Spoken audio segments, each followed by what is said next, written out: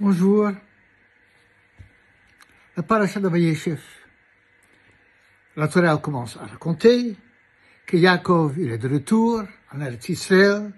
Vayeshev Yaakov Bert Buguri Aviv et Yaakov s'est installé dans le pays de ses ancêtres. Et les Toldot Yaakov. Et voici le Toldot, l'histoire, ou plus littéralement, les enfants de Yaakov. Yosef ben 17 Shana, Ayaru et Echav Batson. Yosef, il avait 17 ans, et il faisait berger avec ses frères. Alors, il y a quelque chose d'étonnant. La traduction littérale de Toldot, c'est Yelet, les enfants, et pas l'histoire. Alors, si on dit, voilà, les enfants de Yaakov, et on mentionne maintenant que Yosef, en premier, lorsque le premier, le Bochor, c'était Reuven.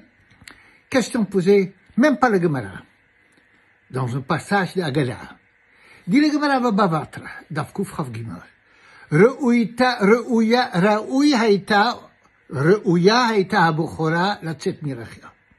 Il aurait été convenable, il aurait dû que la Bochora, le premier-né, sorte de Rachel. En quelque sorte, le passouk ici est en train de dire, Yosef n'est pas le Bochor. Non, mais il aurait dû être le Bochor.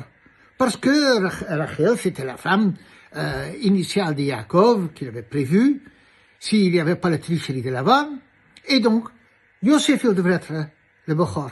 Alors pourquoi est-ce qu'il n'a pas eu? Dit le Gemara, Rachamim. Mais la Torah lui dit Rachamim. De miséricorde. Et c'est ça pour ça que la Bochora est sortie de Léa. Quel est le pshat? Léa, elle a pleuré. Pour des raisons qui sont expliquées dans le Midrash que je ne vais pas répéter maintenant. En tout cas, le pasuk il dit, Vayar Léa qui se noie, elle a vu qu'elle était haïe, elle a pleuré, et Akadosh Baruch Hu Rachamim. Donc, allons voir. Sur le plan astrologique, sur le plan du zodiaque, la génétique de l'existence, Yosef aurait dû être Bochor. Ça, c'était le programme. Mais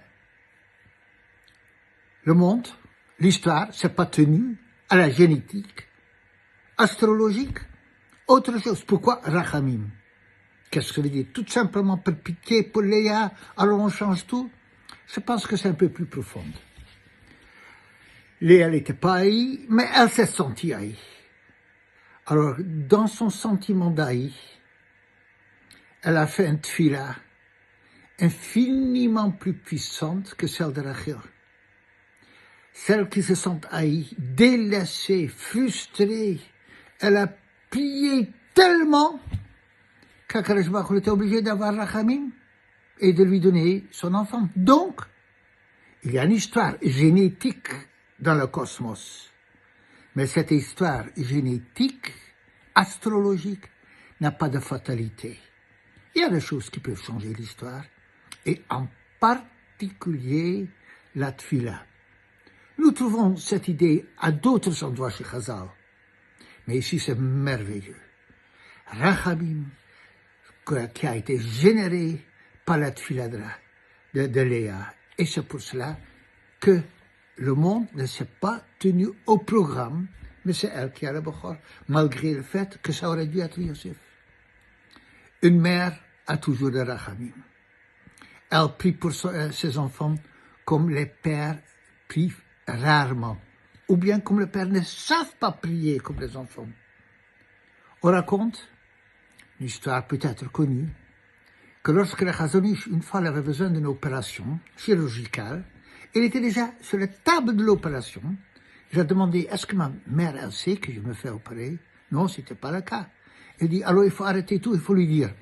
On s'est dit, mais au contraire, il ne faut pas lui dire. Il dit, j'ai besoin d'être filote de ma mère. Il savait qu'il était en danger, en péril pour cette opération.